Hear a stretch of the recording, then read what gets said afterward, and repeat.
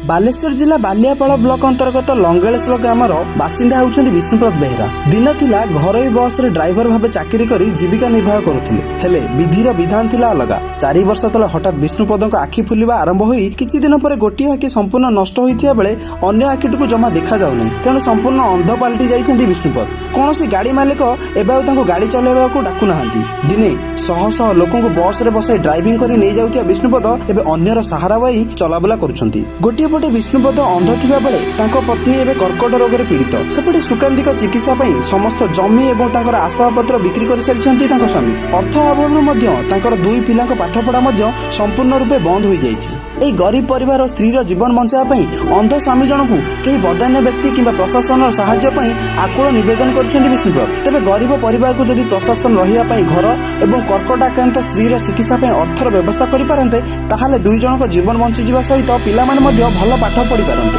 तेणु खूब शीघ्र तदंत करी प्रधानमंत्री आवास योजना रे घर एवं चिकित्सा पई अर्थर व्यवस्था करिया पई ब्लॉक उन्नयन अधिकारी ए संपर्क रे प्रतिक्रिया रखिछन्ती।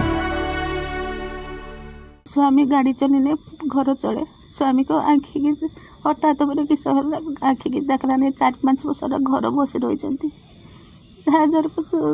घर चलू हठात किस मेडिकल नहीं गले मेडिकल बालेश्वर मेडिकल नहीं गले बालेश्वर मेडिकल कटक पड़े कटक देखिकी कले कैंसर है छुआर आखि की देखा जाऊनी बड़ पुअर आखि देखा जाऊनी बड़ बो तो कैंसर सी भी सेरकम रोगास्त सरकार घर नहीं घर भांगी गलानी सरकार किसी साहाय्य चाहूचे।